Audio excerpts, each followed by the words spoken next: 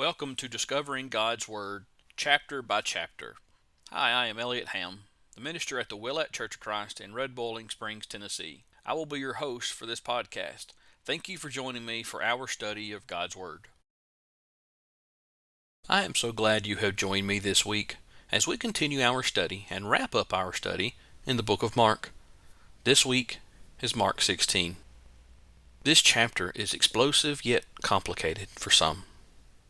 It kicks off with absolute terror. Mary Magdalene and two companions arrive at the tomb, ready to prepare Jesus' body, only to find an angel and an empty grave. The command is clear: He has risen. The women, however, react with pure, shocking fear and run away. With the last half of the chapter detailing Jesus' powerful appearances and his final formal command to the disciples, known as the Great Commission. This chapter is full of fear and faith. Let's take a closer look. In the first 8 verses, we find the resurrection of Jesus. Mary Magdalene, Mary the mother of James, and Salome returned to Jesus' tomb to properly prepare and anoint his body, having witnessed his death and hurried burial. Mark tells the resurrection account through the eyes of these women, who were the first to discover the empty tomb. They find that the stone blocking the entrance had been rolled away. The angel that was there instructed them to go and tell the apostles, specifically mentioning Peter to assure him that he was still part of that group, that Jesus was risen and he would meet them in Galilee. Mark notes the women were frightened. Other gospel accounts confirm they did as the angel commanded. This first appearance to the women was highly significant to both Jews and Gentiles alike. In both of these cultures, women were often considered lesser than men, especially in religious matters. For example, being separated in the Jewish temple. By choosing women as the first witnesses and messengers of the resurrection, Jesus shattered the false idea that God preferred men. In verses 9 through 11, we find Mary Magdalene sees the risen Lord. After rising early on the first day of the week, Jesus appeared to Mary Magdalene. This was a powerful moment. Mary went and told the disciples, who were absolutely devastated. But when she delivered the glorious news that she had seen the Lord and he was alive, they simply did not believe her. The core group was totally skeptical of the first eyewitness account of the resurrection. It's a shocking lack of faith right out of the gate. In verses 12 and 13, Jesus appears to 2 disciples. Mark tells us that his appearance was in another form. Luke explains that the disciples' eyes were restrained, so they did not know him. These statements are not inconsistent with each other. They show that when taking in connection that Jesus appeared in another form by holding in some way their eyes so that he would appear to be a different person. Mark's account implies that they eventually saw through this without stating exactly how. When these 2 disciples returned, they reported the fantastic news to the rest of the disciples. They were met with the same cold shoulder. It is an incredibly striking detail that highlights the deep, down-in-the-dump skepticism the remaining 11 had about the resurrection. They needed hard proof.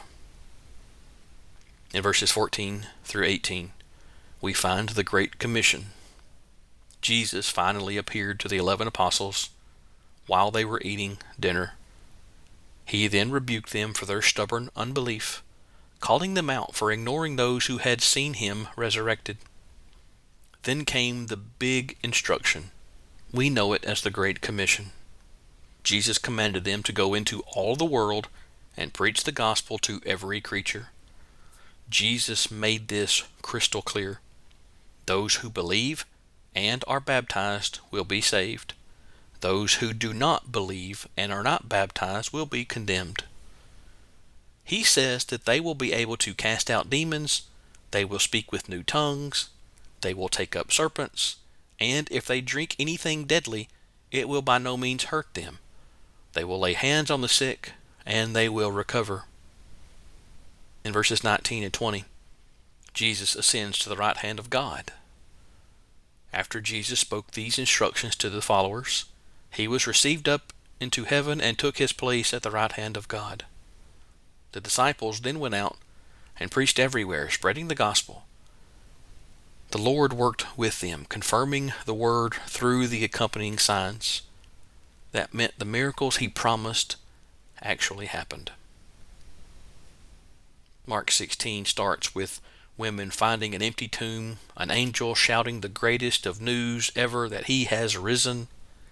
The initial ending is a shocker, leaving the women speechless, terrified. But this is the power of the resurrection.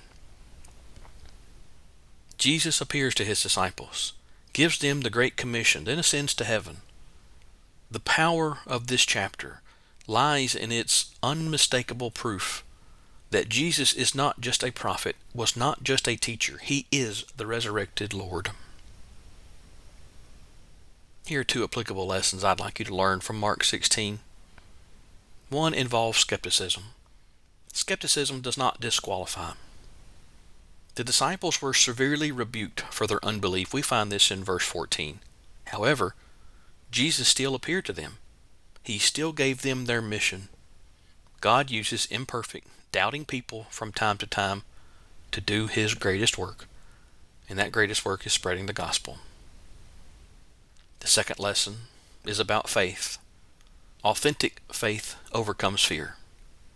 The women at the tomb initially fled in fear and with astonishment in verse number 8. The ultimate lesson is the call to move past the initial fear, the terror, and move into obedient and fearless faith. Consider this question this week from Mark chapter 16. Jesus rebuked the disciples for their unbelief despite the multiple eyewitness reporting to them. We find this in verse 14. In what ways do modern-day Christians often demonstrate similar skepticism towards spiritual truths or God's ability to act in the world today? Would you consider these two life challenges this week from Mark 16? Number 1, challenge the comfort zone. The Great Commission demands to go into all of the world, Mark 16:15. Challenge yourself to step outside your usual social circles and intentionally share the gospel with someone that may have been at one point in time for you unreachable. Secondly, prioritize the gospel over fear. The women in verse number 8 fled in fear. Challenge yourself to identify your biggest fear regarding your faith. Maybe it's rejection, maybe it's ridicule, maybe it's complacency, maybe it's fear. And proclaim the truth of the gospel despite those fears. Again, another powerful chapter. Mark 16 is the ultimate turnaround story, where the greatest tragedy flips into the greatest triumph. From a terrifying empty tomb to skeptical disciples to Jesus' powerful ascension and global mission, the final message is extremely clear. He is risen, and he gave us a mission.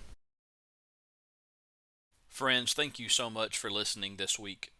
I pray that you will join me again next week as together we discover God's Word chapter by chapter. Have a great week.